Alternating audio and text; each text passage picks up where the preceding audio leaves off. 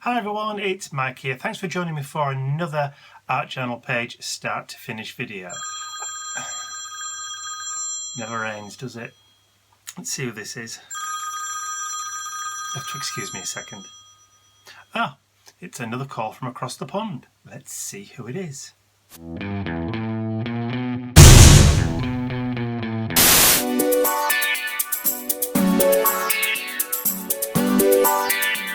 Good morning, Agent Mike. I have a mission for you should you decide to do this. You may create an art journal page or a canvas, whichever you prefer, using the following items. Number 1, adhere music ephemera.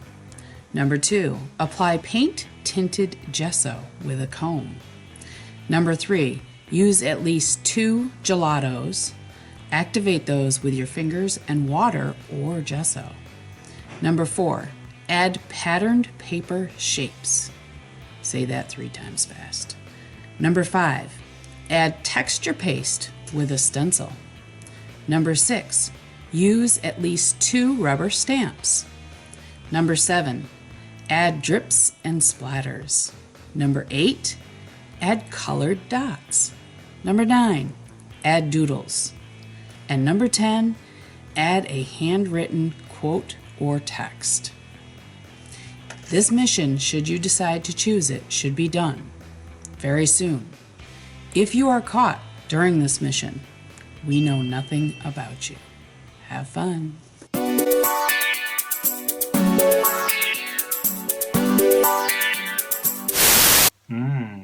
Very interesting. Well, I suppose as time is of the essence, I'd better get a move on.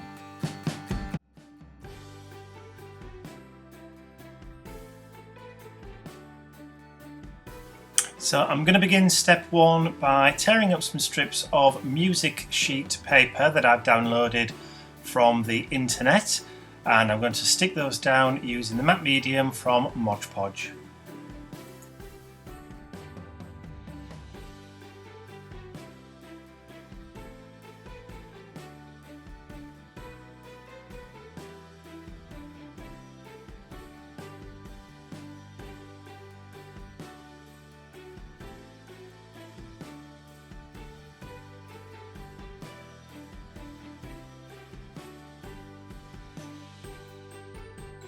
So for step 2, I'm going to take some indigo blue white Gesso Good, which is just white gesso, and I'm going to tint that using the vibrant turquoise paint from Dylusions.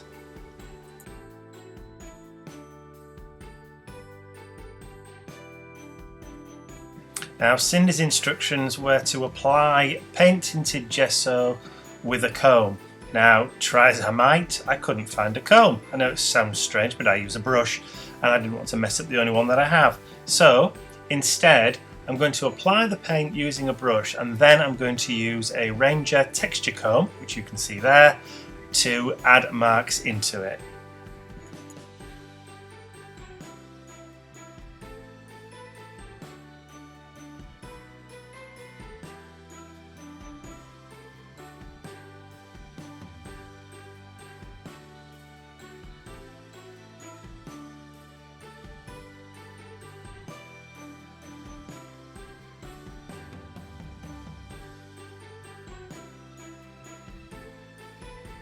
This is the first time I've ever really used these texture combs from Ranger, and I have to say I'm not all that impressed. They're far too small, and because you've got ridges on the outsides, then that's all that really that's all it really leaves. The ridges aren't deep enough to get decent effects with, so I don't suppose I'll be using those again in a hurry.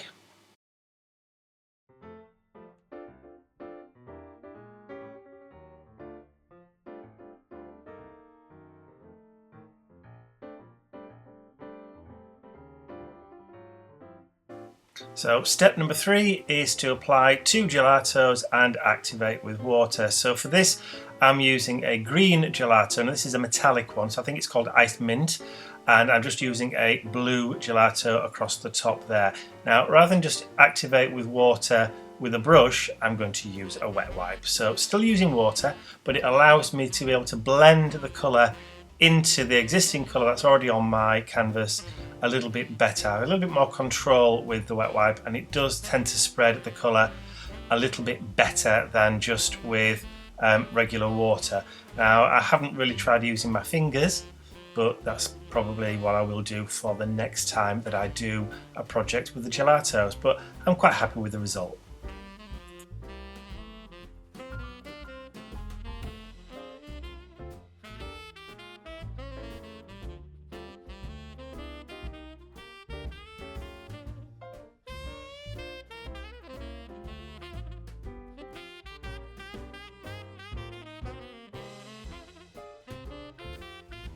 Okay, step number 4, add patterned paper shapes. So this is a sheet of paper from one of my digital craft CDs called Chic Boutique, and this is the Posey pattern paper, which I thought was just perfect for what I wanted to do. So I've cut out 4 Christmas tree shapes that I'm going to stick down using the matte medium from Podge.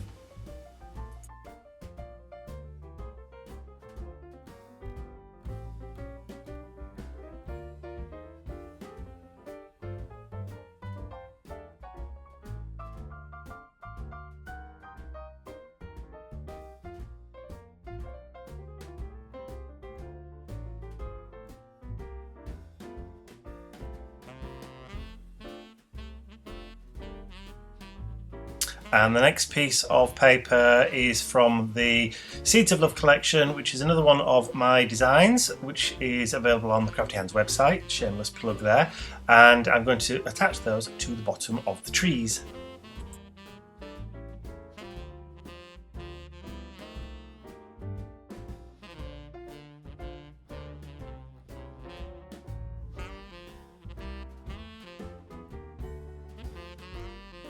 So step number 5, add texture paste through a stencil. So I'm using the Winsor & Newton heavy carvable modelling paste, and this stencil is the Bubbles stencil from Dylusions, and it's the 5x8 or the small one.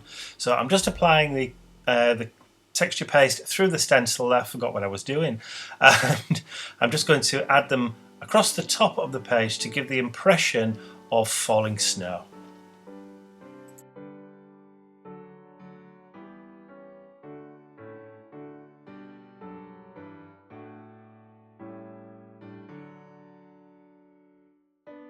Now, with the heavy carvable modelling paste, what I like to do is I like to give it a real good heat with the heat tool, and this is one of those modelling pastes that if you overheat it, it bubbles up, which is perfect for the texture on this canvas. I really wanted some real high domed texture, so that's exactly what I've done with this one. I've overheated it so that the circular bubble shapes really do stand out. Okay, step number 6, use 2 rubber stamps. So this is a stamp set, I think it's Classics number 7, there you go, from Stampers Anonymous, and I'm just going to use the Ranger Archival ink in Sepia, and this is my Fiskus stamp press, and I'm just going to add a kind of border to the 4 corners of the canvas, and then I'm going to grab hold of my very trusty and falling to pieces Recollections script stamp and add some of that to the page too.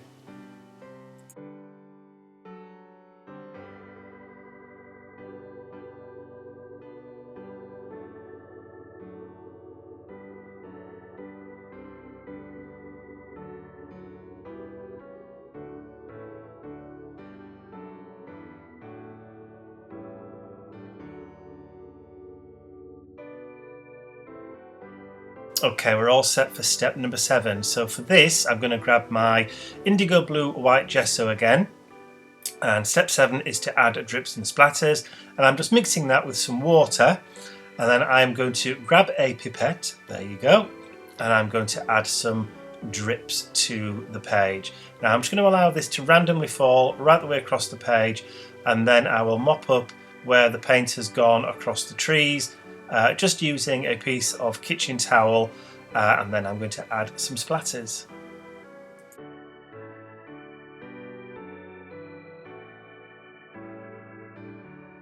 And yes, I am going to tidy that up.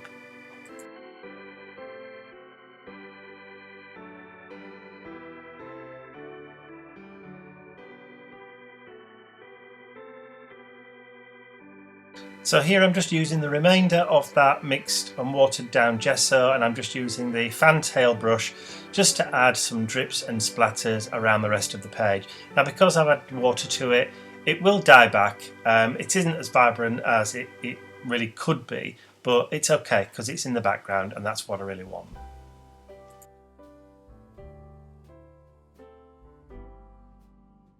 So step number 8 is add coloured dots. Now I've taken a bit of artistic license with Cindy's instructions here, and my coloured dots are self-adhesive pearls and gems. So I'm going to take some of these red pearls and I'm just going to randomly add them to 2 of the Christmas trees, and then I'm going to switch over and pop on some Aurora Borealis gems on the remaining 2 trees. So a little bit of artistic license, but it's Christmas and I'm sure I'll be forgiven.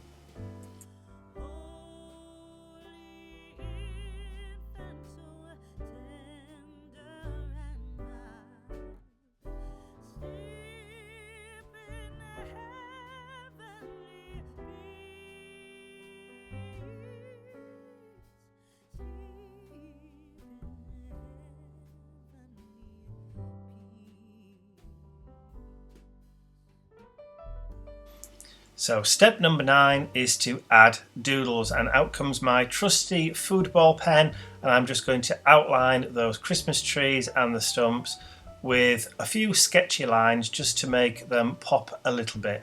Now a lot of these lines that I'm going to put on now I will cover over again with gesso later, and then I'll reapply them when I'm happy. So we have a process here of applying, taking away, putting back on again until we're all happy.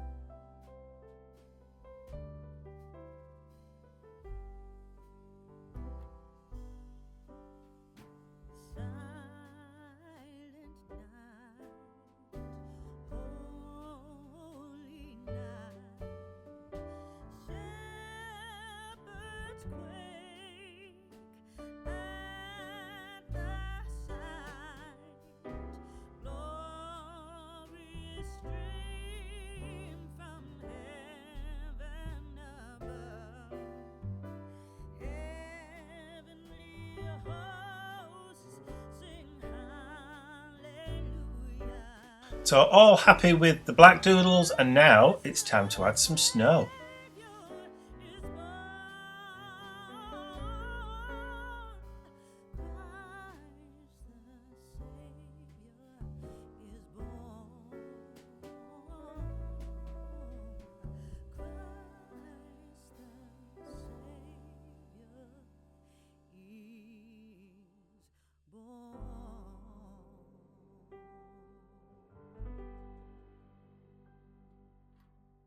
So this is all part and parcel of that process I was talking about earlier, about adding and then taking away, and then adding again and then taking away again. So you'll see me add some of the paint with the pen and then drying it off and then reapplying the black and just adding layers upon layer upon layer. So I will also bring out some gesso in a little while and add a little bit of a border and some more white to the bottom of the page, just to give you that impression of snow laying on the ground.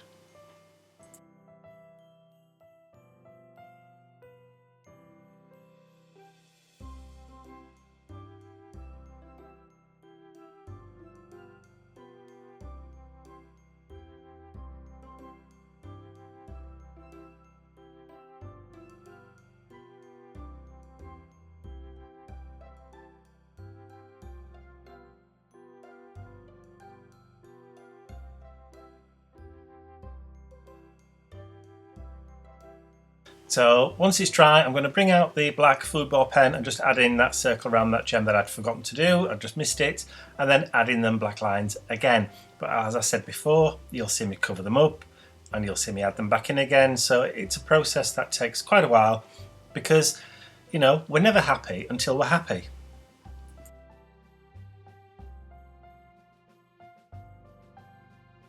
So looking at the trees, I decided that they needed something a bit extra at the top. So I went off to find some circular amber coloured gems that I knew I had in my stash, and there they are. And I'm just going to add one of those large ones to the top of each of the trees.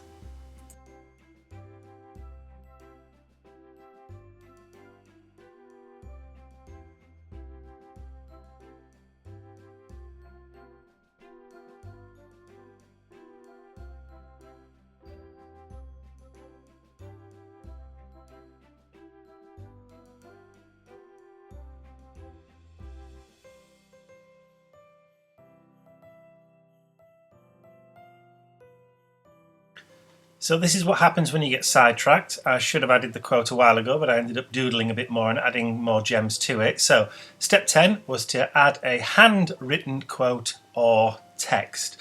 So I'm just going to write my quote onto the canvas directly using the football pen.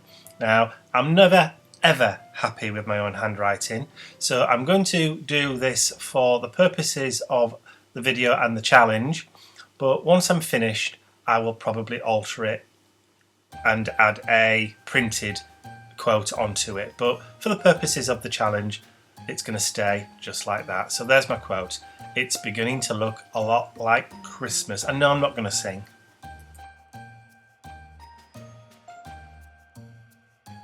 So that's it. That's all 10 steps for my mission inspiration from Cindy Utter, and I really hope she enjoys what I've done.